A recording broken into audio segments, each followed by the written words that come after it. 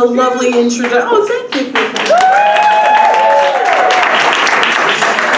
Oh, wow, this is so much fun. Okay, so I live on Long Island, where SUVs go to breed. If you've ever been on, they're everywhere, and I don't know how it happened. I think there are more SUVs than people, and you know, they're on these park and rides in these massive Long Island Railroad parking lots, unsupervised for hours at a time, and I think that they're reproducing. There's got to be some reason for it. But I thought, now, I'm a transplant to Long Island. It is not a natural fit for me, that world. And I'm an observer of people because I'm a therapist, and I try to understand what drives people, and I've thought a lot about what is the attraction of this kind of vehicle for folks in that world. And I think when you live in a place where nothing is convenient that you need to get to, and you have to drive there because there are no sidewalks, you become very identified with your vehicle. You really do. And when you live in the suburbs, you're officially domesticated. You are tamed. I mean, it's predictable, it's quiet, there's a stop sign every 3 blocks.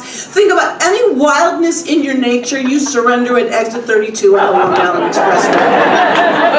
But if you drive something called an expedition, you could tell yourself that maybe you're on one. You know, I'm an explorer, I'm a scout, I'm a trailblazer, as I go around the Dairy Queen drive-thru, my Taco Bell drive-thru, and my Dunkin' drive-thru next to it. No, it's really, I mean, I'm domesticated, I live on Long Island, it is not a natural fit for me, but I married a person that's very different from me. I love him, he's amazing, we are very, very different. He owned a home, of course he owned a home. I changed my zip code every 2 years when we met. And there are things in a marriage that you learn to accept even if you don't understand, right? I mean, there are things about people that you learn to accept, especially if you love them and you wanted to work with them. And like, as an example, my husband has an obsession with safety. He has a nickname, we call him Captain Safety, because he is obsessed with safety procedures and equipment. He's the guy on the plane that wants to sit in that emergency seat, and he not only wants to sit there, he kind of hopes that there will be a crisis, that he will get to rip that door open and usher everybody out, and he's the one to do it, and he would be great at it. He's awesome in those situations. And I mean, I was shocked when I was going to do him, but he has a traffic cone in his, who has a traffic cone in the trunk of their car? He has flares in case he needs to create a perimeter around the vehicle. A vest, a lighted vest, because you have to be seen, you know, and flashlights of all. I think they're also reproducing. They're different sizes, they're different light, you know, strengths. And, you know, I accept it, I don't understand it, it is a preoccupation, and you think sometimes you could get to know somebody's family and they'll explain to you something that happened, right? That's another way we're very different. I have 7 siblings and 42 first cousins, right? He has 1 brother and 3 first cousins, and one of his cousins lived in Shanghai. I didn't even meet this guy for 10 years after we were married, because he's this big financial analyst. We would see him on CNN, and everyone in his family would say, oh, there's Jeff, isn't he? He's doing so well. And everyone looked up to Jeff, but he was never around. I don't know what that was about. That was another mystery, but they don't have any reasons why. Was he in some kind of weird playground incident? I mean, what happened to him growing up? That he has this safety obsession, I don't know, but I accept it, and I hope someday that I will understand it. And I never thought it would get this far because we're so very different. And also, I met him when I was in the I am never having sex again and I am never ever falling in love again phase of getting over the last big love affair that I had with this guy from Australia that I was living with in Australia. By the way, very small vehicles. Very environmentally conscious. I fit into that world very, very well. The relationship was very painful. So I was just looking to have fun and be free, and I meet this nice guy, and he says, hey, I collect comic books, do you want to come with me to Forbidden Planet bookstore down in Union Square? It's a science fiction bookstore. I've never been there before, and we go in, it's so interesting. Then we go to the Strand bookstore. It's a Saturday afternoon, we have time. We spend 2 hours in the Strand bookstore. I realize, oh, we have this thing in common. We both love books. And then the date turns into a wandering through the village and going into different bookstores. And it's now 3 or 4 hours later when we're having this great non-stop conversation.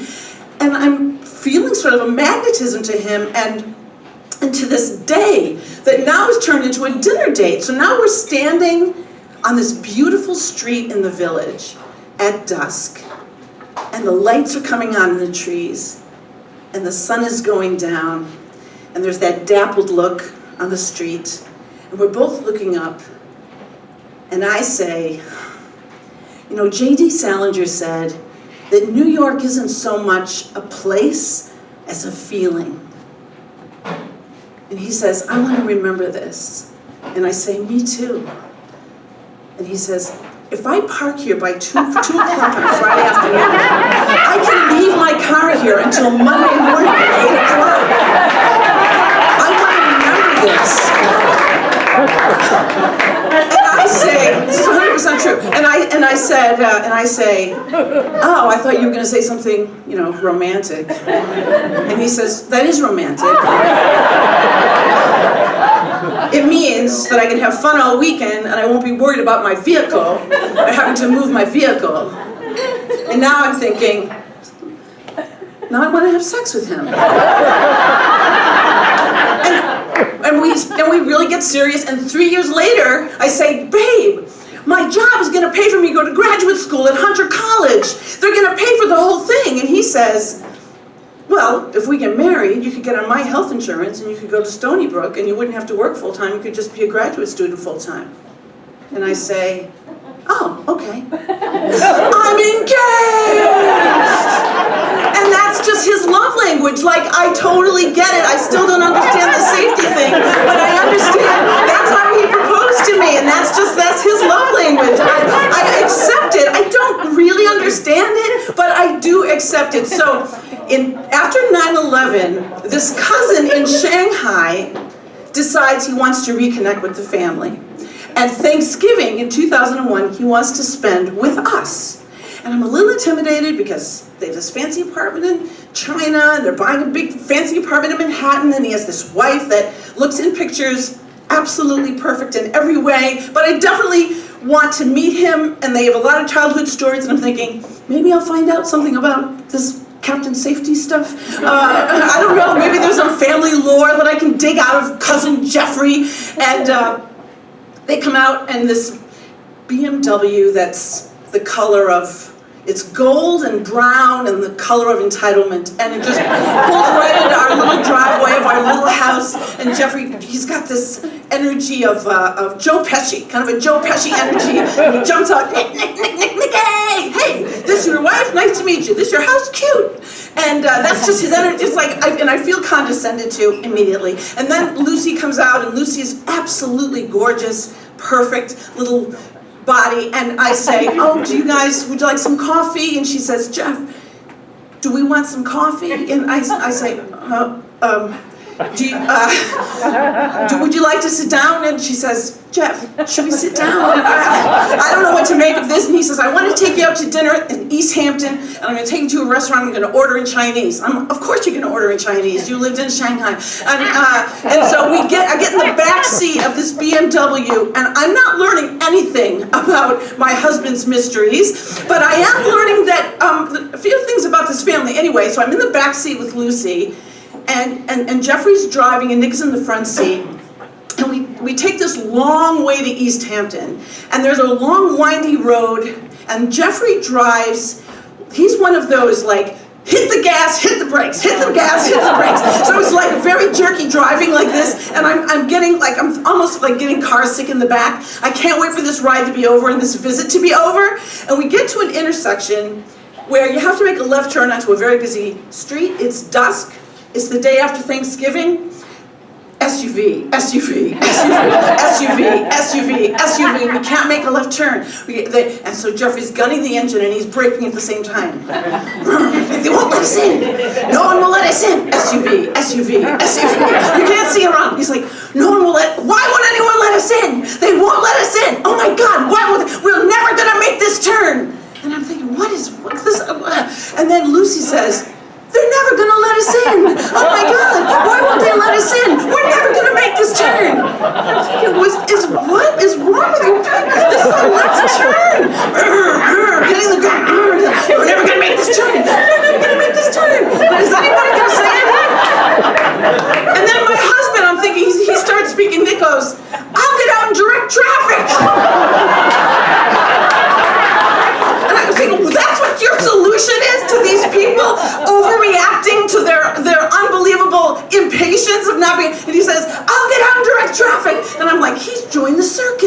join the family crazy circus, so I join it too, and I say, no, Nick, it's not worth your life! And then Lucy goes, she's right, Nick, it's not worth your life! And it's like, vroom, oh no, we gotta make the turn. I'll get under traffic, it's not with your life, it's not with your life! And then we just make the turn.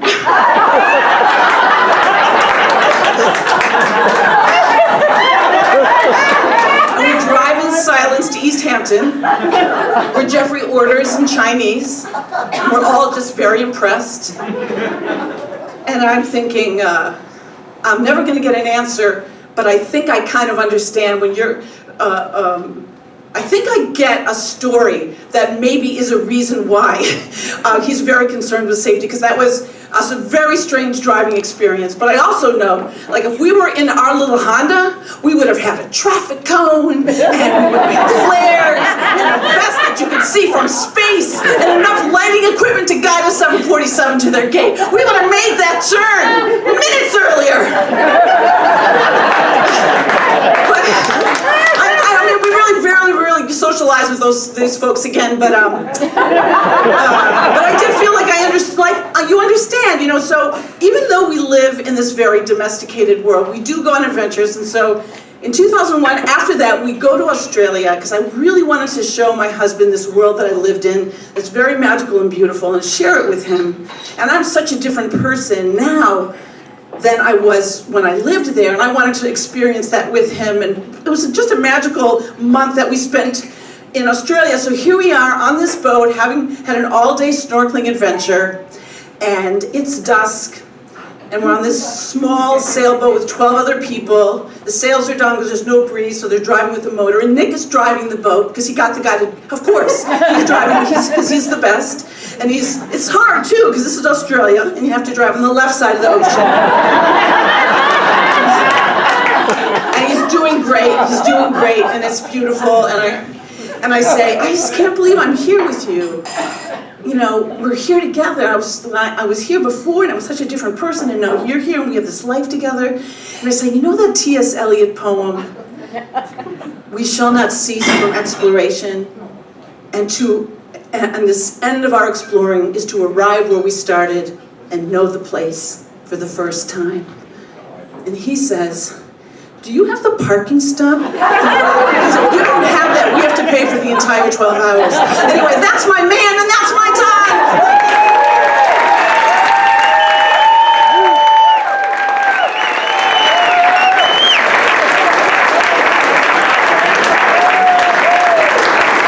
Jude Treder-Wolff, incredible.